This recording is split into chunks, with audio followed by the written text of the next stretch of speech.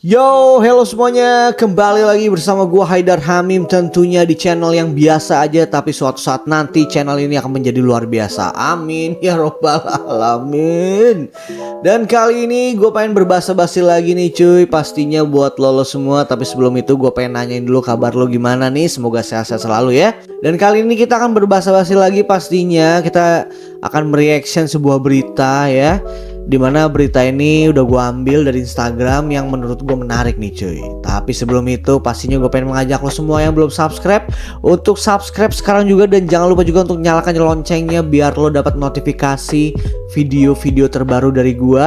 Serta jangan lupa juga untuk follow akun TikTok gue Weibor. Sama satu lagi, kalau misalkan lo pengen mengenal gue lebih dekat, lo bisa langsung follow akun Instagram gue.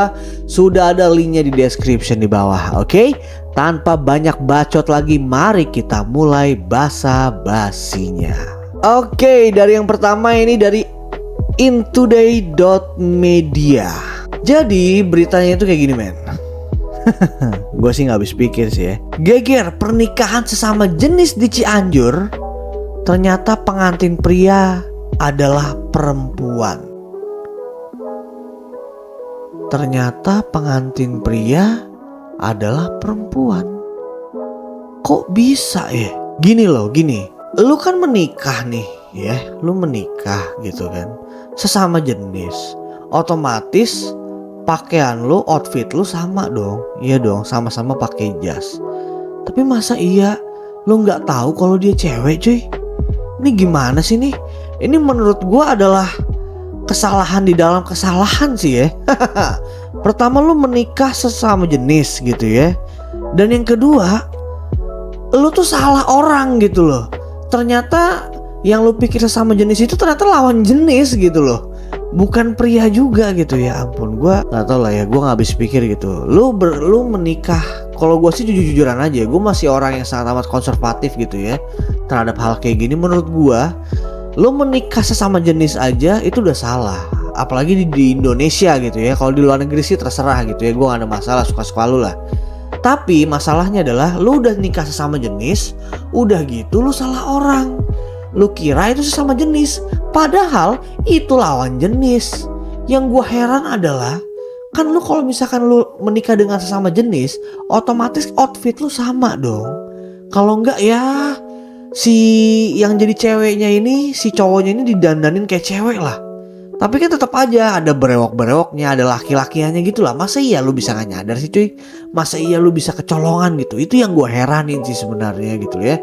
Apalagi udah terjadi pernikahan gitu loh, udah akad nikah gitu kan, tiba-tiba loh, kok kamu ternyata pas bulan madu mungkin ya, kok kamu gak ada pentungannya sih? Dia mungkin kaget gitu ya.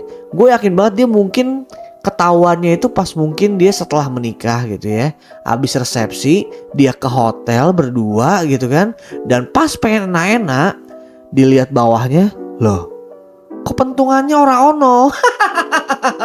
Tapi menurut gue pribadi ya gimana ya, menikah sesama jenis aja menurut gue udah salah ya. Apalagi lu udah lu salah ya menikah sesama jenis, udah gitu juga lu nikah juga dengan orang yang salah pula gitu ya.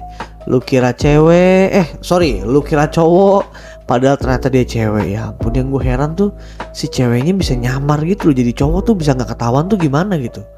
Kalau kayak di sinetron-sinetron sering tuh ya kan, kayak ada penyamaran-penyamaran gitu di sinetron-sinetron ya kan, cewek jadi cowok, cowok jadi cewek, dan itu gak ketahuan gitu. Gue heran aja sih, kayak kok bisa gitu loh gak ketahuan gitu. Tapi ya sudahlah, kita lewatin aja ya. Itu tadi berita pertama, kita langsung aja menuju ke berita kedua. Oke, ini dilansir oleh Instagramnya ctd.insider.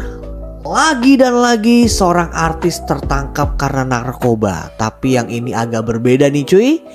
Jadi baru banget bebas, Amar Zoni kembali ditangkap kasus narkoba untuk ketiga kalinya. Goblok. Lu bayangin men, dia make narkoba, udah ketangkep, make lagi, udah ketangkep, make lagi, ketangkep lagi. Goblok gak tuh kayak gitu? Itu tuh sama aja kayak keledai. Ya lu tau peribahasa gak sih? Keledai itu kalau misalkan itu jatuh ke lubang yang sama itu bisa 2 kali. Lah dia 3 kali men jatuhnya ke lubang yang sama gitu.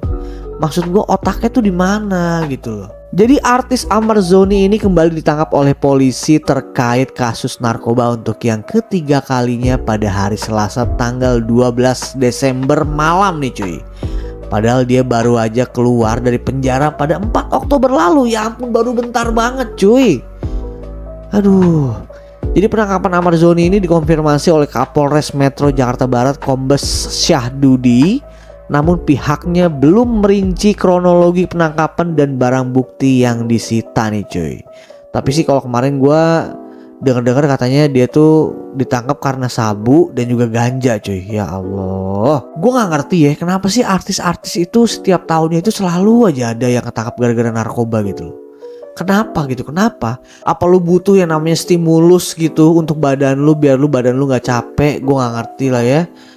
Kenapa harus narkoba gitu? Kenapa harus narkoba men? Yang gue heranin adalah dia itu udah 3 kali narkobaan ya. Dan baru aja bebas. Bulan Oktober bebas, Desember udah ketangkep lagi. Gue heran cuy. Maksud gue, apakah lu tidak bisa yang namanya meluapkan kesenangan lu ke hal-hal lain gitu kayak hobi. Sekarang kan lagi artis lagi zamannya main golf gitu ya.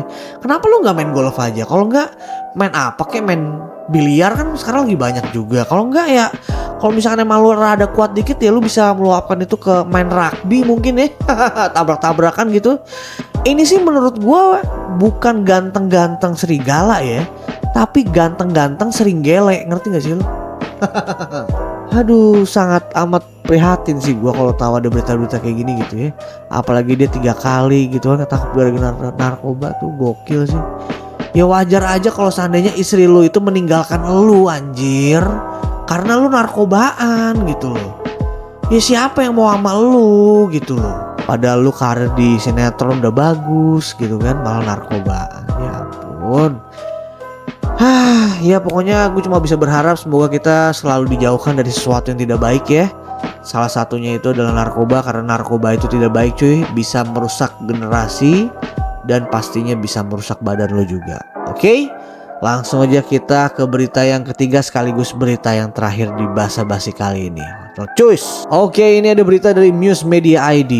Katanya nih, BPS catat biaya hidup di Jakarta capai hampir 15 juta rupiah. Buset. 15 juta rupiah. Gaji aja kerja di Jakarta. Nyari yang 15 juta aja menurut gua agak sulit loh cuy. Ini biaya hidupnya sampai 15 juta. Ya ampun.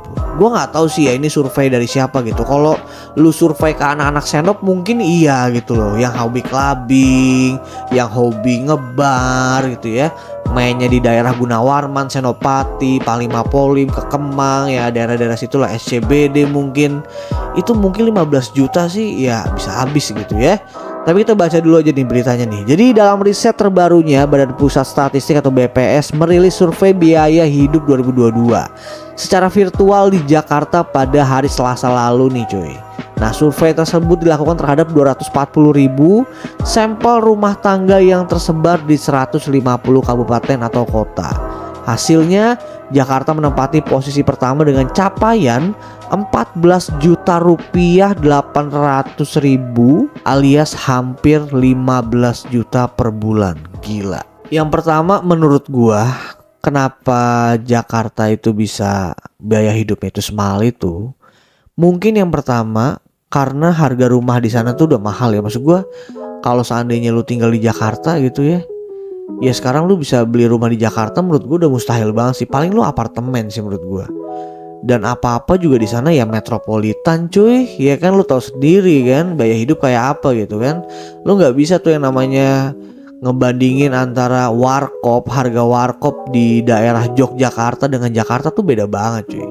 Di Jakarta mungkin harga Nutrisari 10.000, di Jogja mungkin cuma 4.000 aja lu udah dapat. Kalau nggak 3.000 malah.